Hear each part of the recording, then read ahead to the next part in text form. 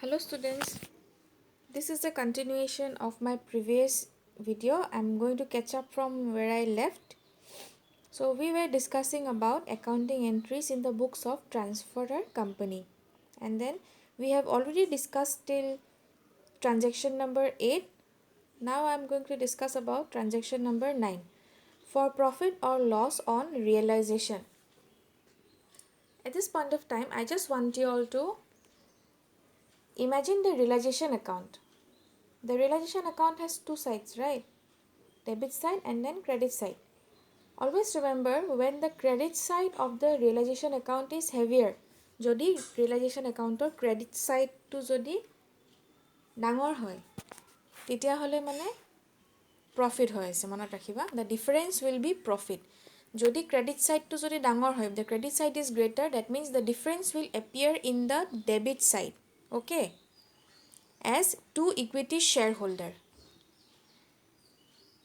The entry will be realization account debit to equity shareholder.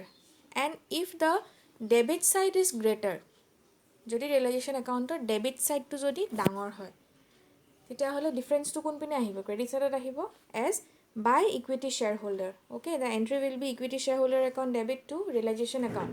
Now some of the students, they find it very much confusing to remember. Credit side ডাঙৰ হ'লে কি হ'ব, debit side ডাঙৰ হ'লে লাভ হ'ব নে লোকচান হ'ব. So it's just a small tips from me, just for the sake of remembering. Do not write in your exam. C for credit, isn't it? C for credit and C for Cadbury হয় না নহয়, ক্ৰেডিটৰ হয় C for আৰু C for Cadbury হয়. Cadbury আমি কেতিয়া খাওঁ, যেতিয়া আমি happy থাকোঁ. So when the credit side is greater, that means we get lots of Cadbury when there is profit. লাভ হৈছে, we are happy because there is a profit. And then debit side, দিছে debit, দিছে আৰু এটা শব্দও হয়, এতিয়া চাগে বহুতৰ হৈ আছে দুখ, দিয়ে দি ডেবিট হয়, দিয়ে দি দুখো হয়. আৰু দুখ কেতিয়া হয়, যেতিয়া লছ হয়, right? So' remember it in that way, but please do not write in your exam. This is just for the sake of remembering, I am repeating. So' see credit side ডাঙৰ যদি হয়, তাৰমানে see say credit, see say Cadbury, see say love, see say happiness, everything. তাৰমানে profit হৈছে. Difference will come in the debit side as realization account debit to equity shareholder account. আৰু যদি debit side ডাঙৰ হয়, তেতিয়াহ'লে দুখৰ কথা, দুখ হৈছে মানে loss হৈছে. Difference will appear in the credit side as by equity shareholder account. I hope you all have understood. The next point number 10, on payment of preference share capital. এতিয়া আমি preference আগতে যোনটো পে কৰিছিলোঁ, এতিয়া আমি just কিবা যদি আমি বেছিকৈ দিছোঁ বা যদি আমি কিবা কমকৈ দিছোঁ প্ৰিফাৰেঞ্চ শ্বেয়াৰ হোল্ডাৰক, আমি সেই ডিফাৰেঞ্চটোহে আমি ডেবিট বা ক্ৰেডিট কৰিছিলোঁ আমাৰ ইয়াৰে আগৰ এণ্ট্ৰিটোত. কিন্তু এতিয়া আমি ফাইনেলি ইহঁতক প্ৰিফাৰেঞ্চ শ্বেয়াৰ কেপিটেলটো ঘূৰাই দিম প্ৰিফাৰেঞ্চ শ্বেয়াৰ হোল্ডাৰক, ঠিক আছে? On payment of preference share capital to preference share holder. যিহেতু আমি ইহঁতক ঘূৰাই দিম, প্ৰথম এণ্ট্ৰিটো কি কৰিছে, প্ৰথম এণ্ট্ৰিটো ইহঁতক ঘূৰাই দিব লগা আছে বুলি দিও নিচিনা দেখাইছে. তাৰমানে প্ৰিফাৰেঞ্চ শ্বেয়াৰ কেপিটেল একাউণ্টটো ডেবিট কৰিছে to preference share holder account, ঠিক আছে? দিব লগা বাঢ়ি গ'ল ইহঁতক, প্ৰিফাৰেঞ্চ শ্বেয়াৰ হোল্ডাৰক আমি দিব লাগিব, দিব লগা বাঢ়ি গ'ল, গতিকে preference share holder account has been credited and preference share capital একাউণ্টটো বঢ়াই দিছোঁ, কাৰণ কি আমি সিহঁতক কেপিটেল দি দিলে আমাৰ কেপিটেলটো কমিও যাব, আৰু capital will decrease as well as our liability towards the preference share holder is increasing because we will have to make payment to them. Okay, the next one, preference shareholder এতিয়া আমি finally next stepত আমি finally payment কৰি দিছোঁ.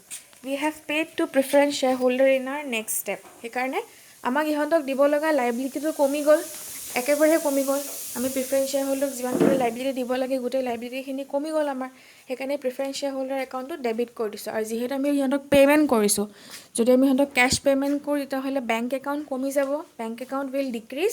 চ' whatever medium we are paying them, আমি হয়তো ইহঁতক বেংকৰ যোগেদিও দিব পাৰোঁ, or we may even give them some securities in the form of equity share, debenture or preference share of the transferee company. নিজৰটো নিদিওঁ দেই, transferee companyৰ preference share বা সেনেকুৱা দিলেহে আমি যিমান যি আছে, যি আমি দিছোঁ, যি চ'ৰ্চৰ পৰা দিছোঁ, সেই গোটেই চ'ৰ্চবিলাক আমি ক্ৰেডিট কৰি দিম. So therefore the entry is preference shareholder account debit to bank account, to equity share in transferee company's account, to preference share in transferee company account, to debenture in transferee company account. Last entry.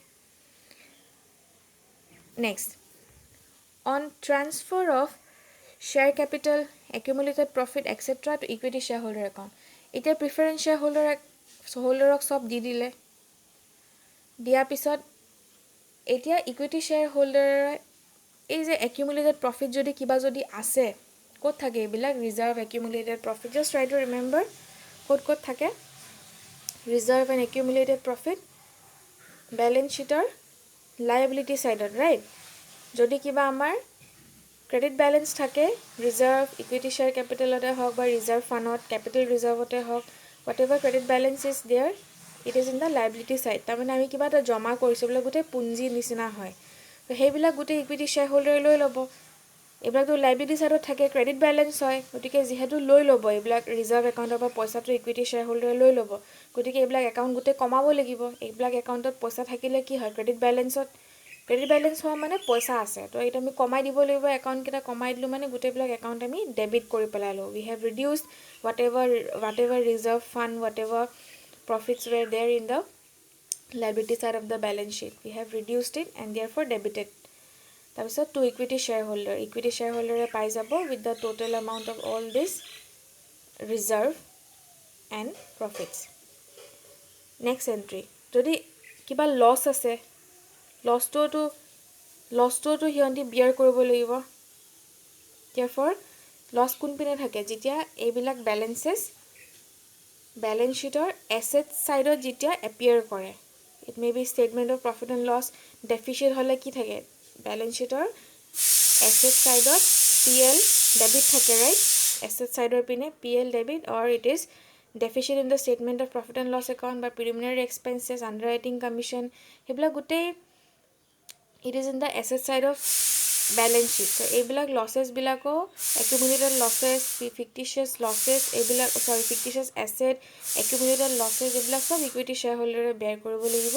therefore equity shareholder account debit to statement of profit and loss, preliminary expenses, যি আছে তাৰমানে সেইটো আমি গোটেইবিলাক একাউণ্টটো সেইটো নোহোৱা কৰি দিম, আৰু যিখিনি আছে সেইটো কোনে বিয়াৰ কৰিব? ইকুইটি শ্বেয়াৰহোল্ডাৰে বিয়াৰ কৰিব, সেইকাৰণে ইকুইটি শ্বেয়াৰহোল্ডাৰ একাউণ্ট ডেবিট।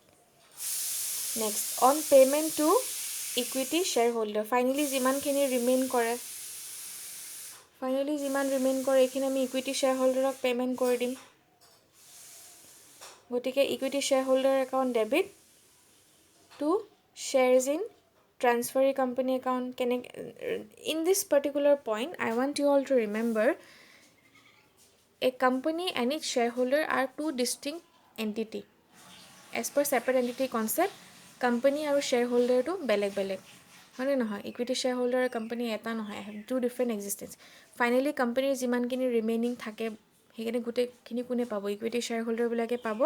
চ' ইকুইটি শ্বেয়াৰহোল্ডাৰ গোটেই পে'মেণ্ট কৰি দিছোঁ, ইকুইটি শ্বেয়াৰহোল্ডাৰ কিন্তু ডেবিট হৈছে, আৰু যি হিচাপে পে'মেণ্ট কৰিছোঁ, হয়তো ট্ৰেন্সফাৰী কোম্পানীৰ শ্বেয়াৰ হিচাপে পে'মেণ্ট কৰিব পাৰি, বা কেছত পে'মেণ্ট কৰা হৈছে, বা ডিবেঞ্চাৰৰ হিচাপত পে'মেণ্ট কৰা হৈছে, যি মাধ্যমতে পে'মেণ্ট কৰা হৈছে গোটেইবিলাক ক্ৰেডিট হ'ব। আৰু ইকুইটি শ্বেয়াৰহোল্ডাৰক যিহেতু আমি পে'মেণ্ট কৰি দিছোঁ, গতিকে equity shareholder account has been debited. সেইটো যদি কাৰোবাৰ কিবা ডাউটছ থাকে, you can post in the comment box. So' I want you all to go through the journal entry once again from the beginning, and then there are illustrations in your book. Go through the illustration.